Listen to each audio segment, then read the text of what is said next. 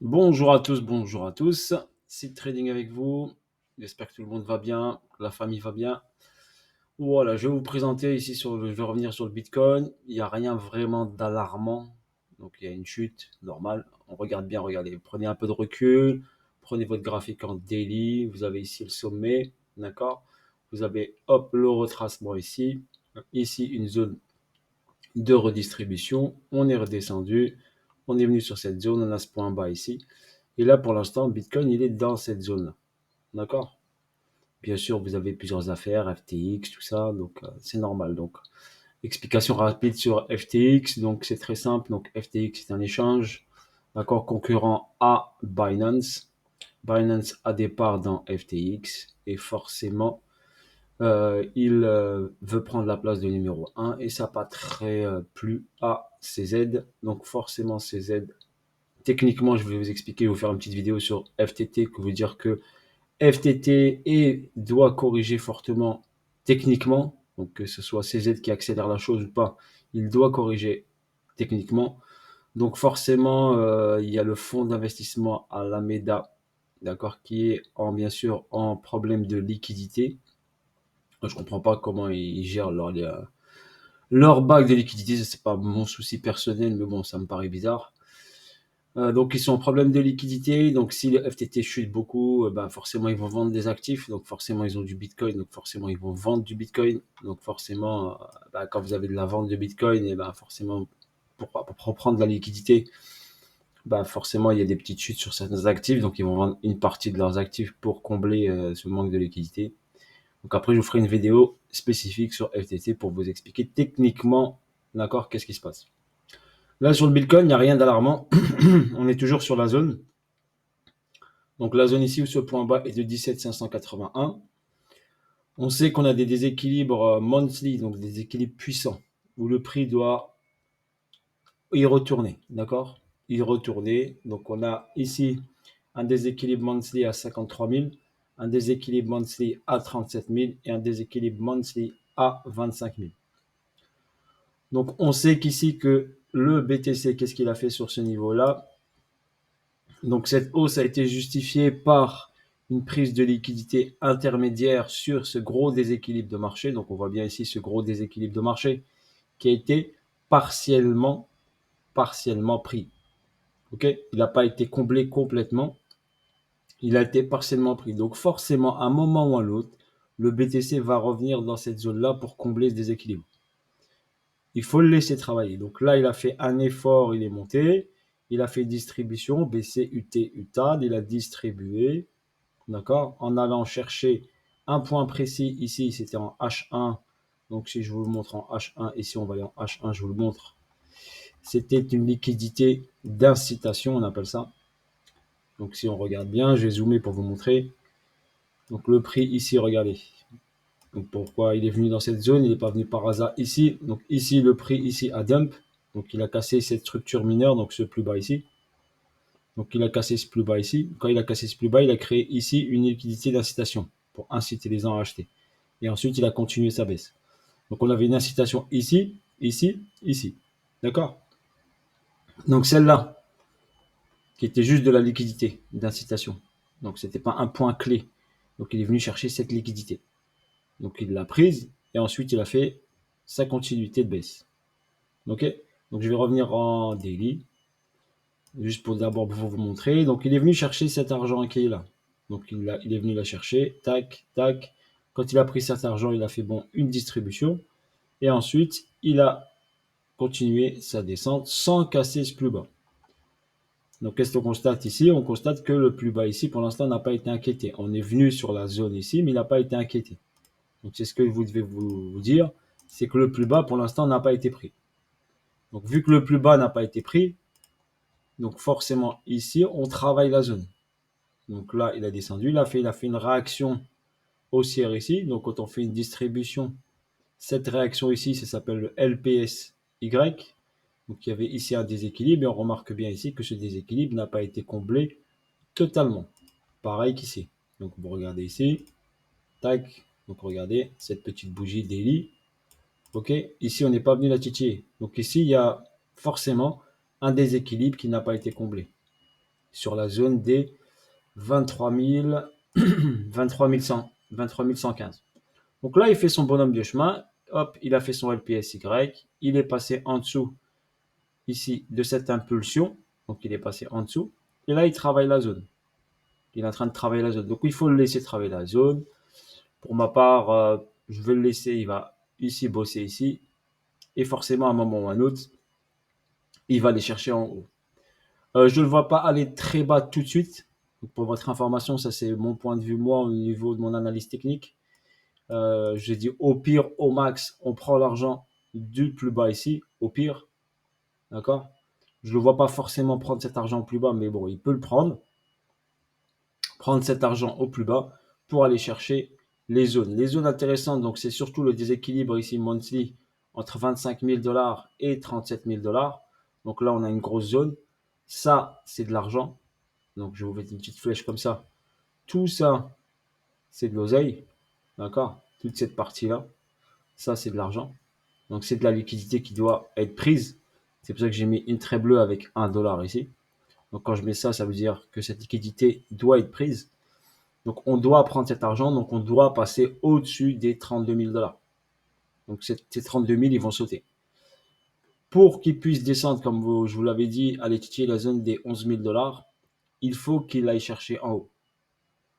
D'accord. Il faut qu'il aille chercher en haut. S'il comble le déséquilibre monthly, eh ben on monte jusqu'à 37 000.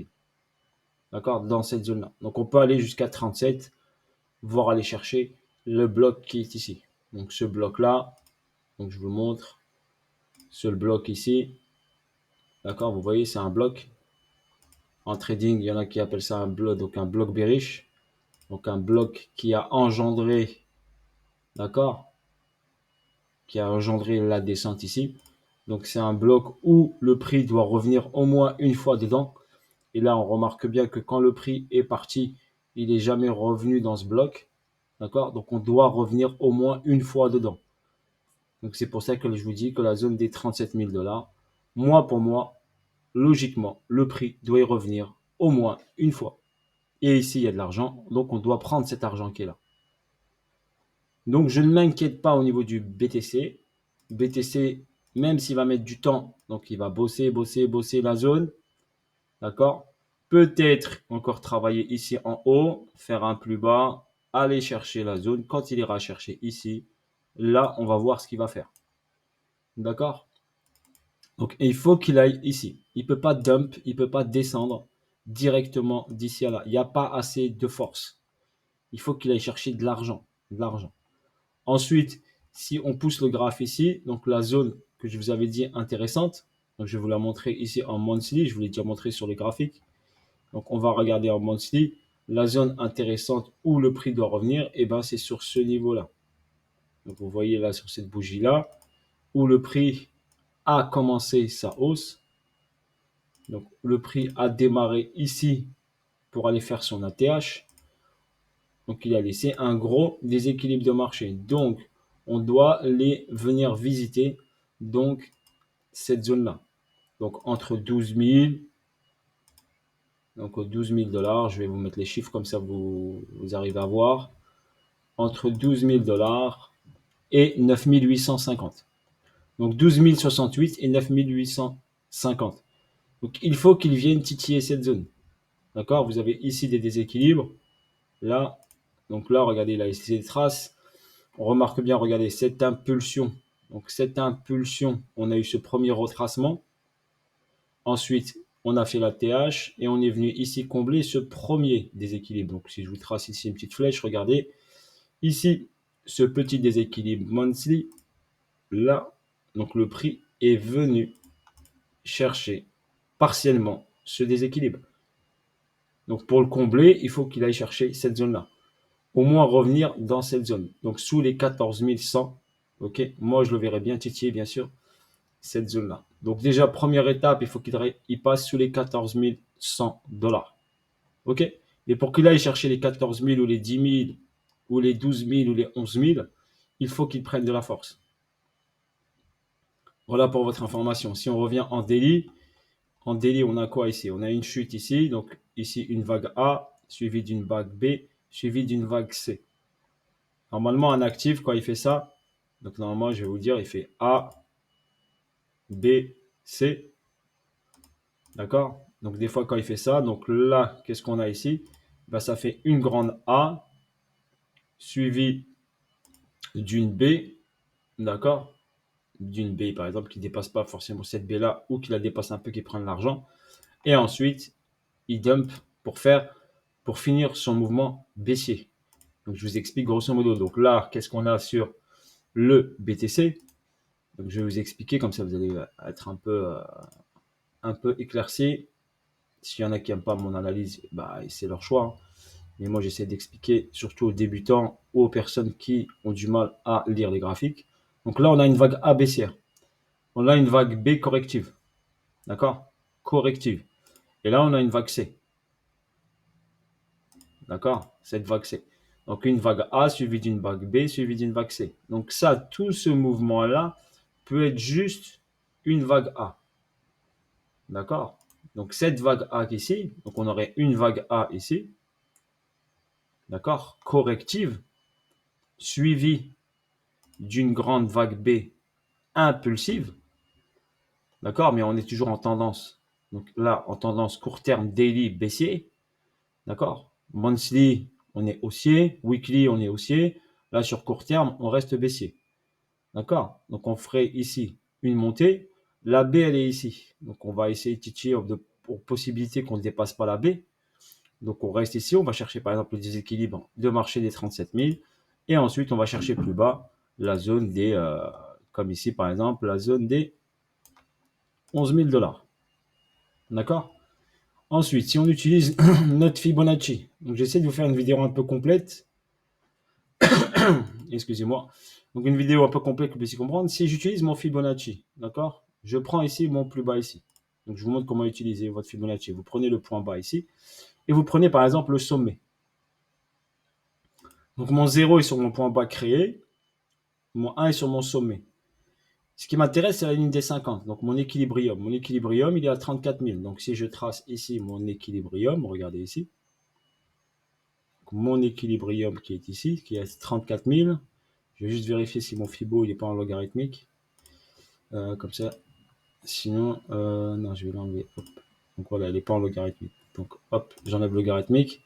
Donc si je le mets en normal, ok, pour avoir les vrais chiffres. Donc là, notre équilibrium, il est à 43 000 sur cette structure-là.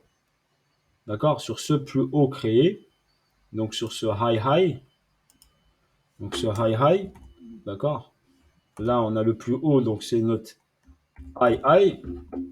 Donc notre plus haut créé pour l'instant qui n'a pas été inquiété. Donc notre high qui est là. Et là, on a notre low pour votre information. Donc le low pour l'instant le plus bas. Je les mets comme ça vous puissiez comprendre. Donc là, on a notre structure, notre high, notre low. Pour l'instant, le low, il n'a pas été inquiété. Donc sur cette structure-là, l'équilibrium, il est sur les 43 000 $. Logiquement, il faudrait que le prix aille chercher la zone ici au-dessus des 43 000. Logiquement, normalement, quand on a ici une structure, pour l'instant, si le point bas est notre bottom, on doit passer au-dessus de la ligne des 43. Je fais pas, je vous donne un espoir, je vous explique techniquement comment ça se passe. Ok? Donc c'est pour ça que pour moi, j'ai déjà visé la zone qui est là. Si on met par exemple notre Fibonacci, parce que je suis en logarithmique, donc en logarithmique ici, ok, c'est la zone des 37 000. Donc regardez bien, c'est la zone des 34 000 ici. Donc c'est notre déséquilibre monthly. Donc si ici je trace ici mon équilibrium, ici algorithmique, d'accord? Donc équilibrium,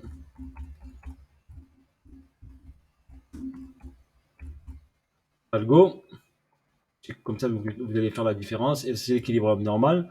Donc cet équilibrium algo se situe sur la zone des 34 000 $. Donc c'est juste en dessous de mon déséquilibre monthly.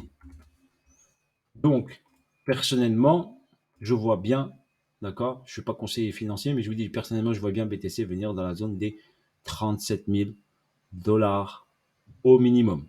Idéalement, on va chercher un peu plus haut, mais on reviendra dans ce bloc au moins une fois. Voilà pour moi ce qui est le plus intéressant.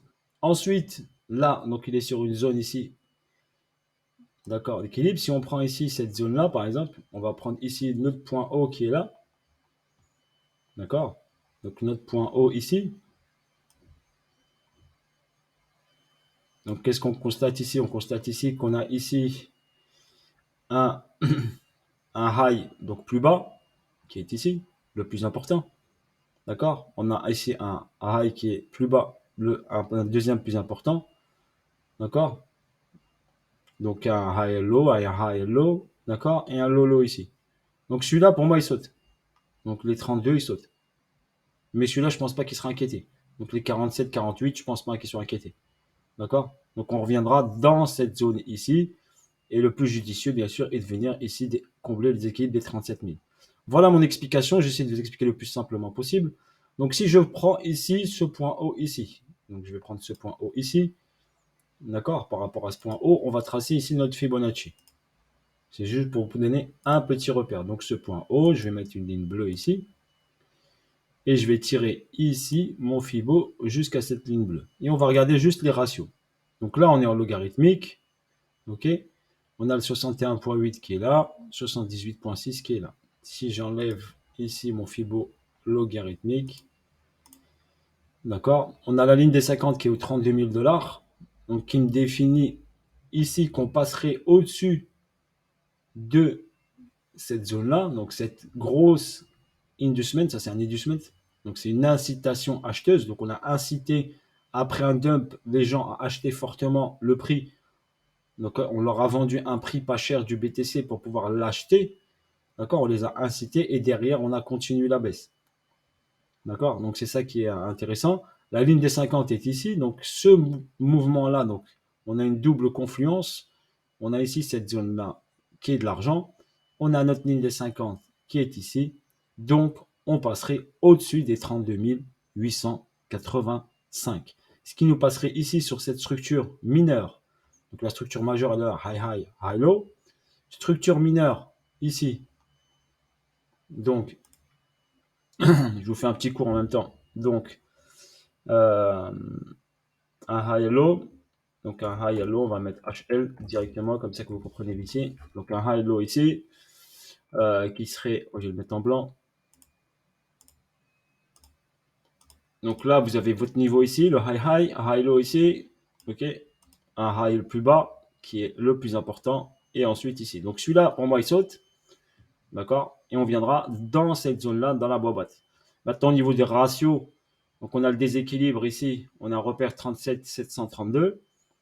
On a le 78 à 41 000 $. Donc, pour moi, déjà, on revient au-dessus des 50%, au-dessus des 32 000. Donc, on ira titiller la zone entre, je dirais, 33 000 et 37 000 $. Voilà pour la vidéo explicative du BTC. D'accord. Donc, avant de dumper fortement vers les 11 000, je vois bien sûr, une hausse. On peut travailler encore ce lolo, donc ce bas-là, ici.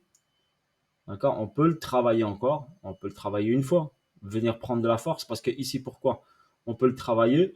Parce que dites-vous bien, ici, donc c'est une zone. Donc, je vais vous la tracer ici. Donc, cette zone qui est là, ici. Donc, c'est un support retail. Donc les gens ont acheté fortement du Bitcoin sur, sur ce support. Donc on va mettre un petit carré ici comme ça. Donc ça, c'est un support retail. Donc ce support retail, c'est quoi? Donc c'est de l'argent qui a été créé. On a créé ici de l'argent. Donc c'est un support retail. Donc c'est des dollars, pour pas se voiler la face. Donc ici, on peut aller chercher facilement donc cet argent-là. Donc c'est pour ça qu'on peut fortement ici venir chercher cette oseille. Donc cet argent qui est ici, on a incité les gens achètent, achètent, achètent, achètent, achètent. Donc on peut venir faire un petit dump pour prendre l'argent de toutes ces personnes-là, donc les faire paniquer pour qu'ils vendent leur position ou on prend leur stop loss.